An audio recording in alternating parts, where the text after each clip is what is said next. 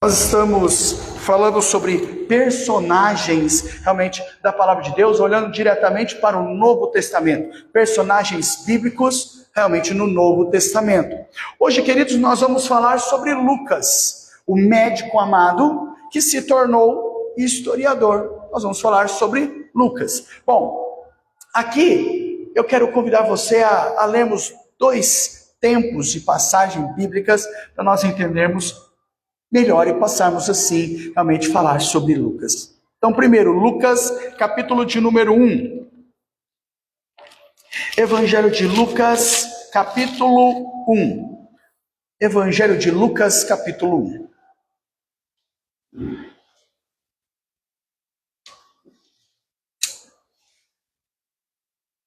Então, Lucas, capítulo 1, nós vamos ler do versículo 1 ao versículo 4.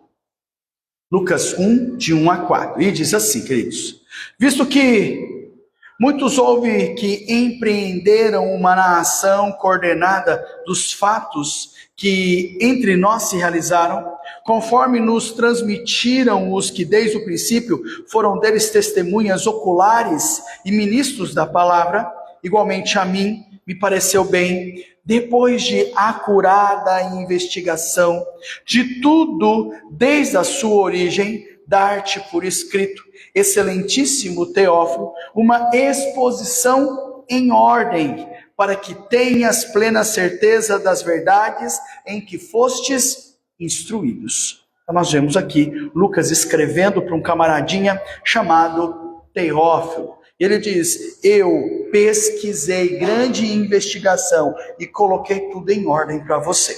Depois disso, queridos, Atos, capítulo de número 1. Atos 1. Atos 1. Nós vamos ler versículos 1 ao 4 e depois versículos 6 ao 8. Só para completar toda a ideia do texto. Então, Atos capítulo 1, de 1 a 4, e depois de 6 a 8. Atos 1, de 1 a 4. E diz assim, queridos: escrevi o primeiro livro a Teófilo, relatando todas as coisas que Jesus começou a fazer e ensinar. Até o dia em que, depois de haver dado mandamentos por intermédio do Espírito Santo aos apóstolos que escolhera, foi elevado às alturas. A estes também, depois de ter padecido, se apresentou vivo, com muitas provas incontestáveis, aparecendo-lhes durante 40 dias e falando das coisas concernentes ao reino de Deus. E comendo com eles, determinou-lhes que não se ausentassem de Jerusalém, mas que esperassem a promessa do Pai, a qual disse ele: de mim ouvistes. Então os que estavam reunidos lhe perguntaram: Senhor, será este o tempo em que restaures o reino a Israel? Respondeu-lhe: não vos compete conhecer tempos ou épocas que o Pai reservou pela sua exclusiva autoridade, mas recebereis poder ao descer sobre vós o Espírito Santo, e sereis minhas testemunhas tanto em Jerusalém, como em toda a Judéia e Samaria, até os confins da terra. Amém, irmãos? Bom, queridos, hoje nós vamos falar sobre Lucas, esse médico amado que se tornou aí realmente um historiador. Tanto o texto de Lucas quanto o texto de Atos trouxe para nós realmente esta principal realmente condução, que era evidenciar que Lucas pesquisou, examinou bastante para escrever o seu livro, de forma que não deixasse nada fora, mas que relatasse da melhor forma possível, com todos os fatos necessários, realmente nos seus escritos, toda a história da redenção em Cristo Jesus. Nós poderíamos destacar, queridos, realmente um texto para que evidenciasse um pouco daquilo que eu e você realmente cremos, que é Romanos capítulo 12, versículo 1, que diz: rogo-vos, pois, irmãos, pela misericórdia de Deus, que apresenteis o vosso corpo por sacrifício vivo, santo e agradável a Deus, que é o vosso culto racional. Veja, ele nos chama então a sermos fiéis, andar com o Senhor e apresentar as nossas vidas como um culto em adoração, através de tudo aquilo que nós somos. O que é que nós queremos, queridos, olhando para o exemplo de Lucas? É compreender que as nossas habilidades, é compreender que a nossa profissão, ela pode e deve ser usada na obra do Senhor. Então, tudo aquilo que Deus nos deu, tudo aquilo que Deus concedeu às nossas vidas, tem um propósito maior do que simplesmente parece ser, que é o sustento do nosso lar, que é o cuidado com a nossa família, mas é a compreensão que Deus nos colocou em determinados lugares, para que nós sejamos bênção e que a obra de Deus seja feita através das nossas vidas. Assim, queridos, nós temos que compreender e entender aqui que da mesma forma que lá atrás, lembra-se, alguns domingos atrás, nós falamos de Nicodemos, nós comentamos que ele era um pequeno, grande homem de Deus. Veja, agora eu e você também podemos usar essa mesma descrição para aqui o doutor Lucas. Veja, o nome é mencionado apenas 3 vezes no Novo Testamento. Se você resolver procurar Colossenses capítulo 4, versículo 12, 2 Timóteo capítulo 4, versículo 11 e Filemão 24, versículo 24. Tanto 2 Timóteo quanto Filemão nós lemos na nossa liturgia. Então nós vemos que nesses 3 momentos, nós vemos citando Lucas. Veja, este servo de Deus, ele vai reforçar a lição divina. E qual é essa lição divina? Que os grandes homens de Deus, tá? Veja, o conceito realmente de que é Deus que escolhe os homens. Veja, nós podemos observar que não é pelo que eles são, ou que eles podem apresentar, ou acrescentar, mas Deus é quem escolhe, independente de quem é. E quando Deus age nas suas vidas, age com poder, realmente com misericórdia e com grandeza. Nós vemos isso quando ele escolhe Davi como rei através de Samuel. Davi era o único dos filhos que não estava naquele momento. Tanto que Samuel pergunta assim ao pai de Davi: você não tem outro filho não? Porque acho que está faltando alguém aqui. Porque não é nenhum desses que você me apresentou. E aí o pai olhou e disse assim: eu tenho mais um lá, ele é meio pequenininho, franzino, está cuidando lá. E vai dizer: é esse aí que eu quero, chama lá. Já que você escondeu esse camarada, é esse que vai ser o rei. Veja só, a ideia é de que Deus realmente traz grandes homens. E o conceito é que Deus é que escolhe as pessoas que vai usar. E não é você que se coloca nesta posição. Então é Deus que te escolhe. Veja, Lucas é chamado então de um médico amado. Veja, esse codinome foi dado por Paulo, tá? O apóstolo Paulo, lá em Colossenses capítulo 4, versículo 19. Todos que conviveram com esse servo de Deus também o chamavam assim, chamavam de médico amado. Queridos, veja só algumas coisas que nós podemos ver realmente através de Lucas, levantando aqui esse histórico. Nós vemos que o título que Paulo deu realmente a Lucas em Colossenses é Lucas, o médico amado. Quando Lucas faz viagens com Paulo, segundo a narrativa de Atos, veja, na segunda viagem missionária de Troade a Filipos, o final da terceira viagem a Filipe, nós vemos ver o quê? Que é quando Lucas ganha este codinome, que é realmente o médico amado. Então nós olhamos Filemão chamando Lucas de cooperador. Nós vamos olhar realmente, quando Lucas escreve os seus 2 livros, realmente tanto Lucas quanto Atos, ele dedica a Teófilo, que o seu nome significa amigo de Deus, e mais que ninguém sabe quem ele era. E olha, quem será que é Teófilo? Sabe só pela citação. Então veja, segundo Teófilo, como Lucas conseguiu as informações para escrever realmente este evangelho? Nós vemos depoimentos de testemunhas oculares, nós vemos que ele era ministro da palavra, nós vemos que ele presenciou fatos, nós vimos uma investigação cuidadosa, realmente do qual isso transparece pelo fato dele ser médico. Veja, nós vamos ver que tudo é muito bem pesquisado e observado. Outra coisa que nós vamos ver, queridos, são os cânticos. Mais tarde eu vou citar isso. Ele é que coloca os cânticos, realmente, tanto de Maria, de Zacarias, depois, realmente, todos eles, de Isabel, realmente lá, o cântico dos anjos. Então nós vamos ver aqui, queridos, como nós vemos Lucas evidenciando toda a narrativa e a história deste fato que é a graça e a misericórdia de Deus. Veja só, queridos, nós estamos falando de Lucas como médico amado, mas ele era um missionário médico. Aí você está em Atos, abre Atos capítulo 16. Olha aí o versículo 10. Então nós começamos falando um pouco as nossas vidas de quem era Lucas, e agora, queridos, nós vamos enfatizar sobre este missionário que é médico. Atos 16, versículo 10, vai nos dizer assim: assim que teve a visão, imediatamente procuramos partir para aquele destino, concluindo que Deus nos havia chamado para lhes anunciar o Evangelho. Então lembra que nós falamos que Lucas acompanhou Paulo em algumas viagens missionárias?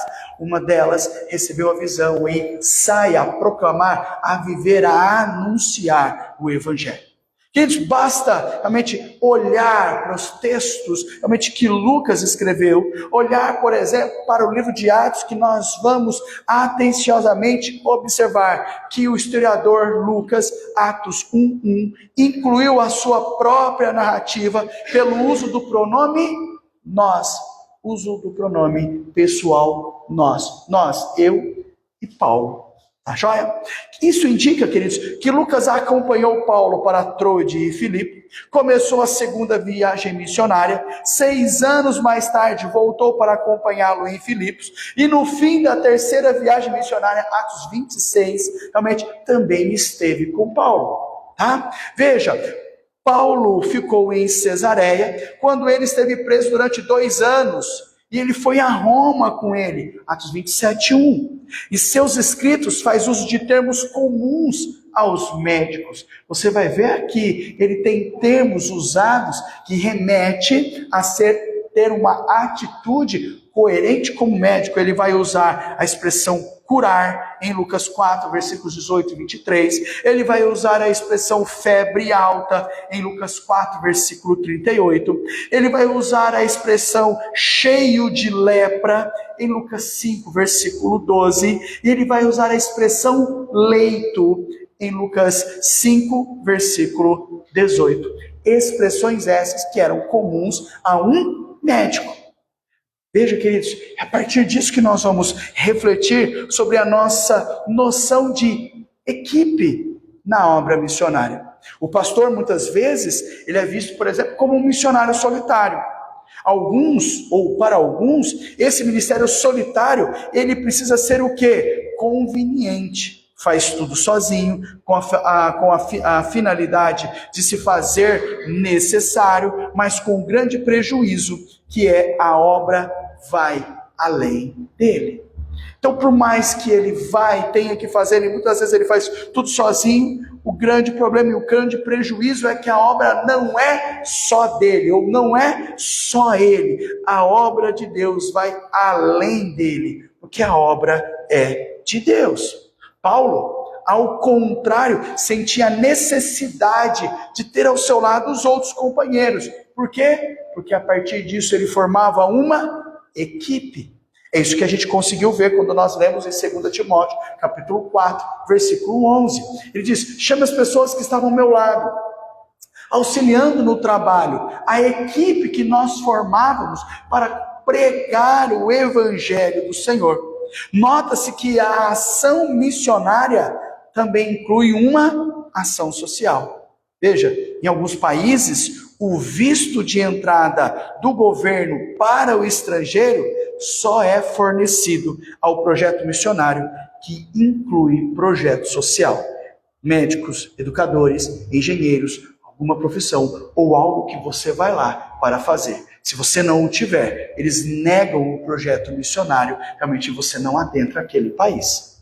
Então, muitas vezes você precisa entrar realmente com um trabalho social. E aí, junto nisso, você vai implantar a pregação do Evangelho. Porque muitas vezes você diz assim, o que é que você veio fazer aqui? Eu vim pregar a palavra de Deus. Jesus Cristo como Salvador, ele diz, muito obrigado, pode voltar para sua casa. Nós não queremos você aqui.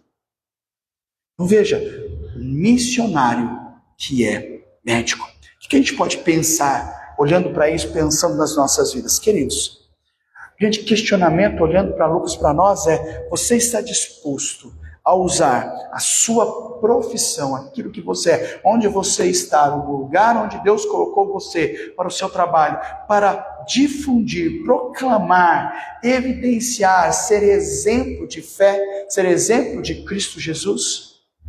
Porque aquele homem chamado Lucas, como médico, foi isso que ele fez.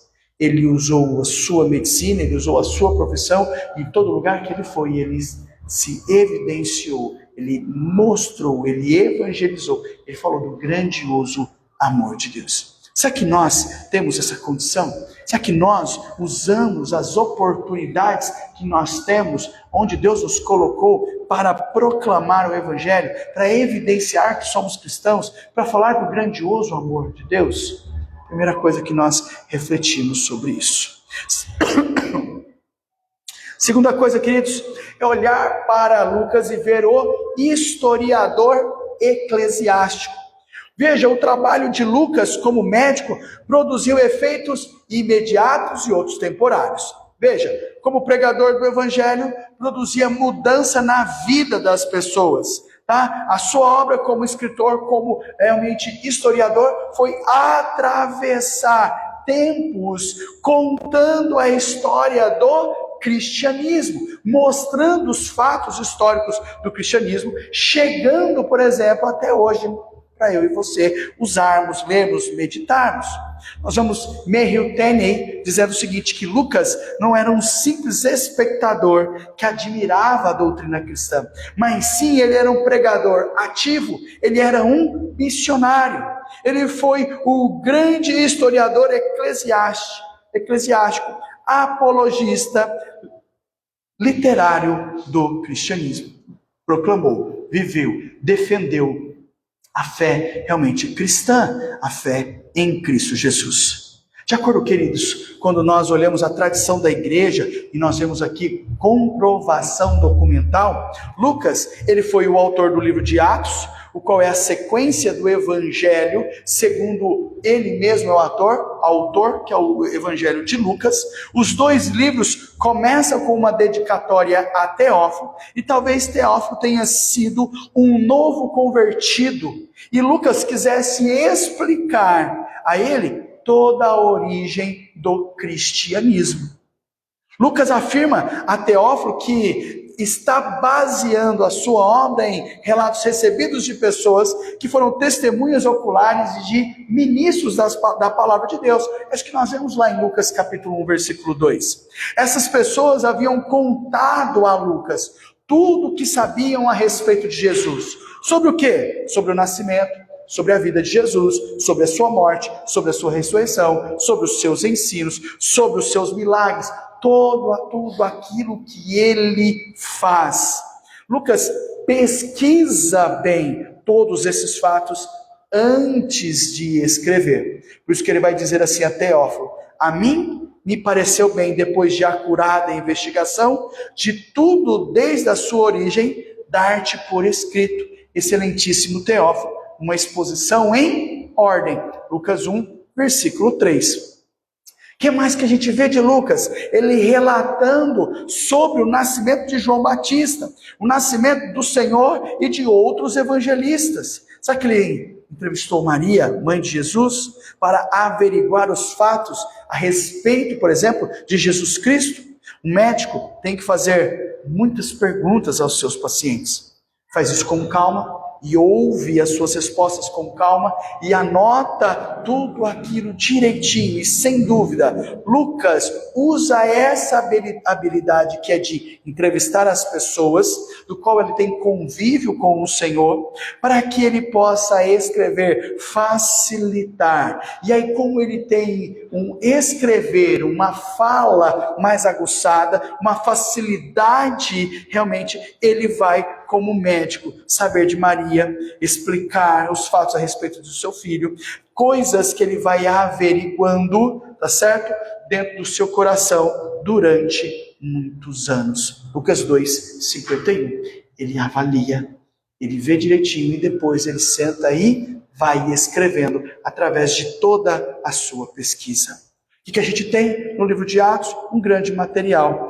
Ele usa suas próprias memórias, quando possível, conversa com Paulo, conversa com outros crentes, tanto em Jerusalém, Antioquia, Síria, em cada lugar que ele vai passando, e que Jesus esteve lá, que os apóstolos estiveram, que pregadores da palavra estiveram, e nessas viagens ele vai conversando também com Silas e Timóteo. A gente olha aqui e vê o quanto ele tem um relacionamento muito grande e o quanto ele colhe de informações.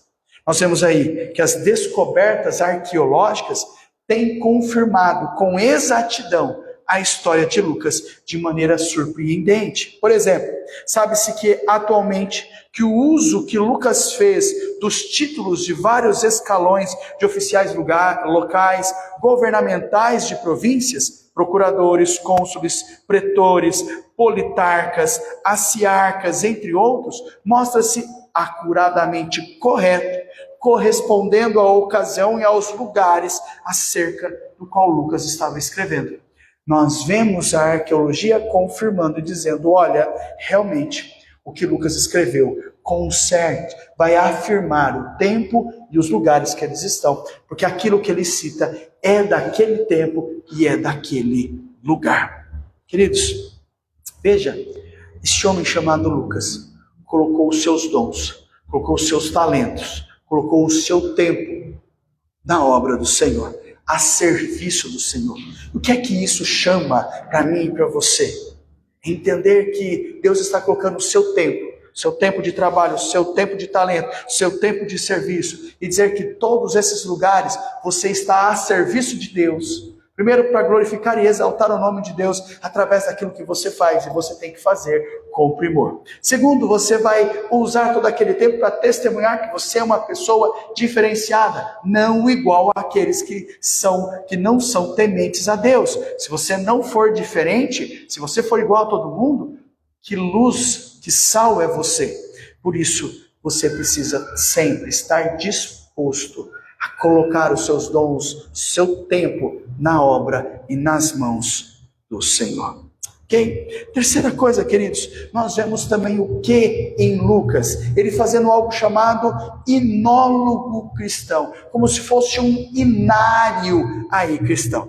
Veja, o Espírito Santo vai usar Lucas, e um dos aspectos mais elevados que é o serviço cristão, que é o louvor. Em louvar e exaltar o nome de Deus. Quais são as evidências aí? A sua sensibilidade ao louvor. Dos 4 evangelistas, ele é o único a registrar 5 hinos maravilhosos. Nós vemos isso realmente em Lucas. Quais são os 5? O primeiro foi o cântico de Isabel, o segundo foi o cântico de Maria, o terceiro foi o cântico de Zacarias, o quarto foi o cântico dos anjos e o quinto foi o cântico de Simeão. Ele coloca, por isso chama-se inólogo cristão. Como aí, Lucas 1, 41 a 56, nós temos o cântico de Isabel.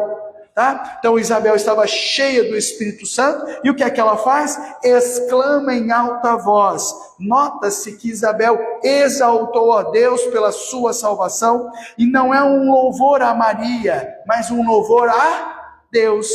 Isabel reconheceu que Maria foi abençoada por Deus, e ela explica qual é o motivo. Ele diz, bem-aventurada a que creu. Veja, ele diz, mulher, você é muito bem-aventurada porque você creu naquilo que Deus falou, prometeu, iria realizar.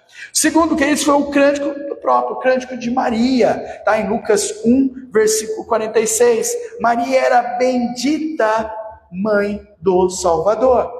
E nós não tiramos essa questão, e muito menos nós minimizamos isso. Nós falamos que ela foi uma mulher diferenciada, porque ela foi escolhida, e ela é a mãe de Cristo Jesus, terrenamente falando.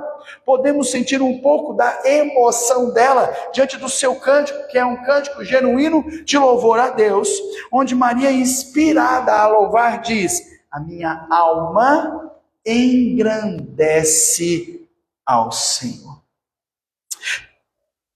Terceiro cântico, queridos, é o cântico de Zacarias, Lucas 1, 67 a 79. Este cântico revela um elo entre o profeta e Cristo, entre as profecias e também o cumprimento. Quarto, o cântico realmente dos anjos. Este cântico anunciou que havia nascido o Salvador, o mais extraordinário motivo de louvor. Lucas 2, do versículo 8 ao versículo 14. E o quinto cântico é o de Simeão, Lucas 2, versículos 29 ao 32. Deus fez uma promessa à pessoa de Simeão, uma promessa pessoal, versículo 26. Ele não morreria sem ver a promessa cumprida. Qual promessa? A vinda do Messias, o nascimento do Messias. Ele veria o Salvador. E ele viu o Salvador. E só depois veio a falecer. Queridos, quando nós olhamos isso, nós estamos falando de promessas, de cuidado de Deus de forma pessoal nas nossas vidas. Deus amparando e cuidando de cada um de nós. Deus realmente sustentando. Deus realmente transformando. Deus mudando. Nós vemos o cuidado maravilhoso de Deus. E a grande questão que nós precisamos refletir nas nossas vidas é: nós temos visto este cuidado? Nós temos visto este amor? Nós temos visto e sentido a presença de Deus nas nossas vidas? Nós estamos vendo este cuidado de Deus agindo e transformando a cada um de nós? Porque nós somos íntimos de Deus e temos nos relacionado realmente, verdadeiramente com o Senhor. Veja, como inólogo, tá? Lucas registrou também o louvor de uma mulher no meio da multidão. Abra lá, Lucas capítulo 11, versículo 7. 11, 27. Lucas 11, 27. E diz assim: sim, Senhor, respondeu ela, eu tenho crido que tu és o Cristo, o Filho de Deus, que devia vir ao mundo. Depois disso, ele relatou também o louvor das multidões. Desculpa, gente, é Lucas, eu li João. Vou voltar aqui. Lucas 11, 27. Agora eu vou ler certo. Ora, 11, 27. Estou certo? Estou. Ora, aconteceu que ao dizer Jesus essas palavras, uma mulher que estava entre a multidão exclamou e disse: bem-aventurada aquela que te concebeu e os seios que te amamentaram. Esse aqui é o louvor da mulher. Depois o louvor da multidão, Lucas 19. Lucas 19, versículos 37 e 38. Lucas 19, 37 e 38. Vai dizer assim, ó: e quando se aproximavam da descida do Monte das Oliveiras, toda a multidão dos discípulos passou jubilosa a louvar a Deus em alta voz, por todos os milagres que tinha visto, dizendo: bendito é o Rei que vem em nome do Senhor, paz no céu e glória nas maiores alturas. Veja, notou-se que Jesus falou do louvor das próprias pedras. Você está aí no 19? Olha o versículo 40, e ele vai dizer assim, ó: mas ele lhe respondeu: asseguro-vos que, se eles se calarem, as próprias pedras, o quê? Clamarão. Veja, queridos, Lucas traz aqui um compêndio de louvores ao nome do Senhor.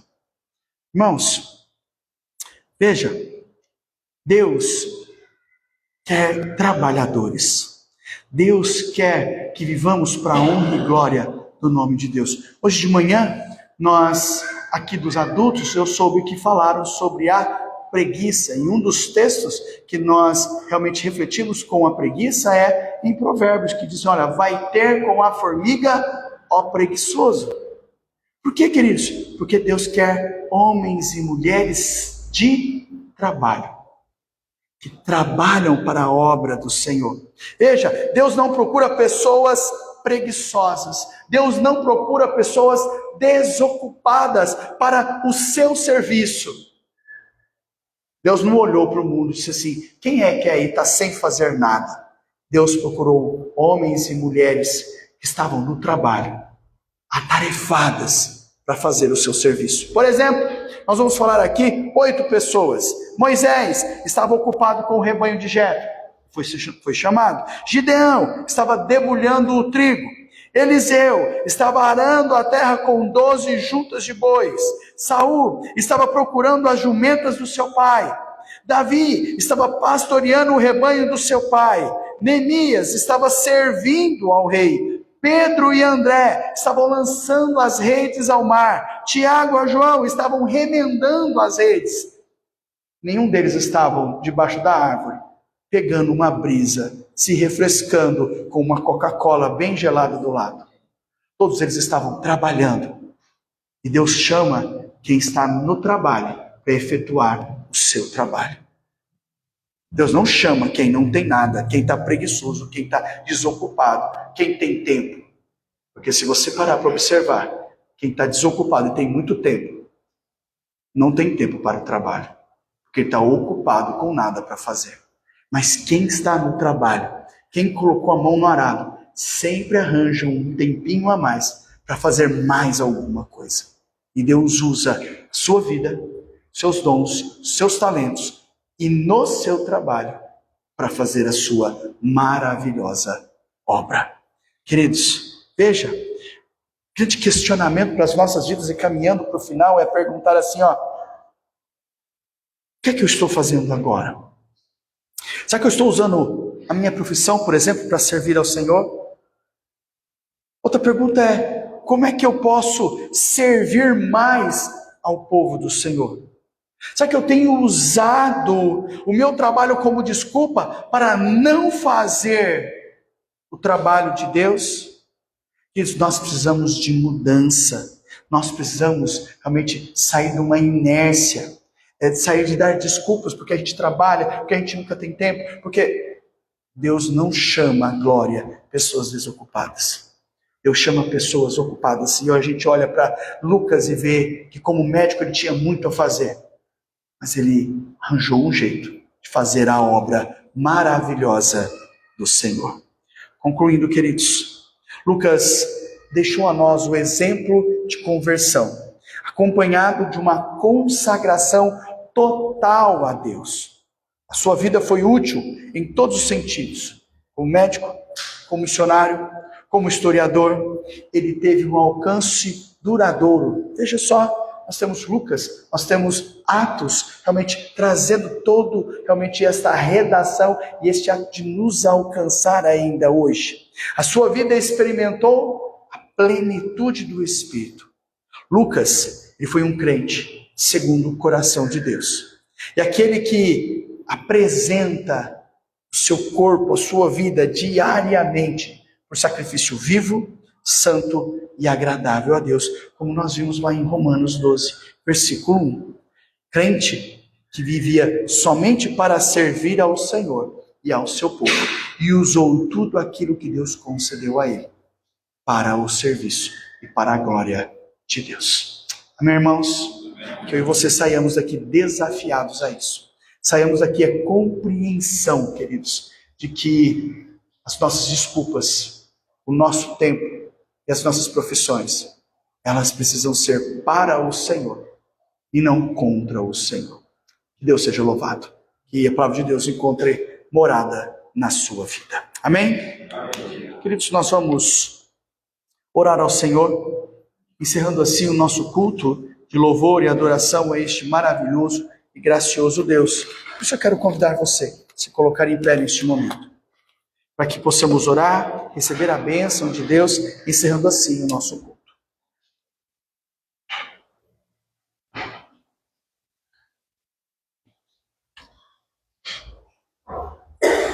Vamos orar, irmãos. Senhor, obrigado pela Tua palavra, obrigado, Senhor Deus, por estarmos na Tua casa. Obrigado, Senhor, por sustentar as nossas vidas dia a dia. Em nome de Jesus, fala cada dia e usa cada dia mais a cada um de nós. As nossas vidas, os nossos dons, os nossos talentos, que em nome de Jesus O Senhor nos mostra o seu querer e faça, Senhor Deus, ser homens e mulheres de Deus nos nossos serviços, nos nossos trabalhos, sendo usados, Senhor Deus, para proclamar o teu evangelho. Põe a tua mão, abençoa, cuida e realmente sustenta-nos para a tua honra e para a tua glória. Visita, Senhor Deus, as nossas vidas, os enfermos. Visita, Senhor Deus, aqueles que precisam ser confortados, aqueles que precisam ouvir a tua palavra. Aquente os seus corações, ensina-os através da palavra de Deus. Nos dê, Senhor Deus, vibração. Nos dê, Senhor Deus, dia a dia um testemunho a dar e a expressar a este mundo. Obrigado, Pai, por falar ao nosso coração, por ouvir, Senhor Deus, o nosso louvor. Aceita em nome de Jesus. E assim, povo amado do Senhor, que a graça, o amor e o consolo que há em Deus Pai, Deus Filho e Deus Espírito Santo seja derramado na sua vida hoje e para todos sempre. Amém. Deus abençoe, queridos. Muito obrigado pela sua presença.